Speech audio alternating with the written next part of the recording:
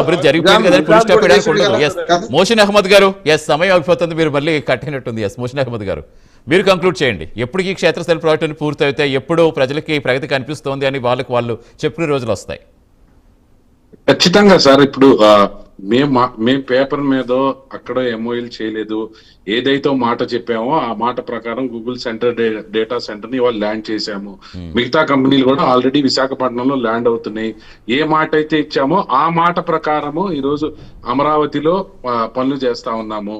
గతంలో లాగా, గత ప్రభుత్వం లాగా ఉన్న కంపెనీల్ని వెనక్కి పంపించిన దాఖలా నుంచి ఈ రోజు కంపెనీలను రాష్ట్రానికి తీసుకొచ్చి ల్యాండ్ చేసి ఈ రోజు విశాఖపట్నంలో అనేక కంపెనీలు, మీరు హెచ్సిఎల్ కానీ, టీసీఎస్ కానీ, ఇన్ఫోసిస్ కానీ చూసుకుంటే వాళ్ళ ఆపరేషన్స్ ఆల్మోస్ట్ స్టార్టింగ్ లో ఉన్నాయి.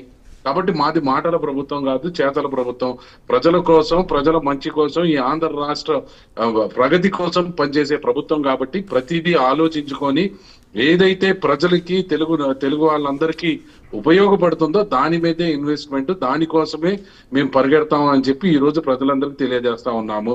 అలాగే ఏదైతే ఈ రోజు మీరు చూసుకుంటా ఉంటే గూగుల్ డేటా సెంటర్ అన్నది ఎన్ని లక్షల ఉద్యోగాలు ఇచ్చింది అని చూసుకుంటే, ప్రత్యక్షంగా ఎన్ని లక్షల ఉద్యోగాలు ఇచ్చిన దానికి అనుబంధమైన సంస్థలు ఎప్పుడైతే ఏర్పడతాయో దాని వల్ల పరోక్షమైన ఎకానమీ ఏదైతే ఉండిద్దో అది కూడా ఈ డేటా సెంటర్ ద్వారా జరిగిద్దని మీకు తెలియజేస్తా ఉన్నా. ఎందుకంటే ఒక డేటా సెంటర్ నడవాలంటే దానికి ఎన్ నంబర్ ఆఫ్ కంపెనీస్ కావాలి, కాంట్రాక్టర్స్ కావాలి, లేకపోతే వాళ్ళకి సప్లై చేయటానికి కానీ, సాఫ్ట్వేర్ పరంగా కానీ, మెయింటెనెన్స్ పరంగా కానీ, లేకపోతే లాజిస్టిక్స్ పరంగా కానీ, ఇవన్నీ ఈ రాష్ట్రానికి వస్తాయి అని చెప్పి ఒక ముందు చూపుతో ఈ రోజు ఆంధ్ర రాష్ట్రాన్ని గూగుల్ వాళ్ళు ఎన్నుకోవటం, వాళ్ళు వచ్చిన వెంటనే కూటమి ప్రభుత్వం ద్వారా మంచి అప్రోచ్, వాళ్ళకి మంచి ప్యాకేజ్ ఇవ్వడం జరిగింది. దానివల్ల ఈ రోజు ఈ రాష్ట్రంలో వచ్చిన 18 నెలల్లో తీసుకొచ్చి దాన్ని ల్యాండ్ చేయడం జరిగిందని మీకు తెలియజేస్తా ఉన్నా.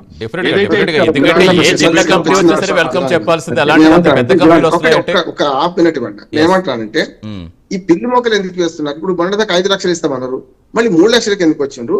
మళ్ళీ పోరాటం చేస్తే 5 లక్షలు ఎందుకన్నారు? భూ నిర్వాసితులకు అంటున్నాను. ఎందుకంటే మేము మాట తప్పలేదు అంటున్నారు కదా, ఇదే కదా ఒక విధానం అంటున్నాను నేను. ఎందుకు జరిగింది అది? నిర్వాసితులు ముఖ్యమా కాదా? భూమి ఇవ్వనా లేదా? శాంతి భద్రతలు లోపిస్తే కూడా ఎవరు రారు సార్.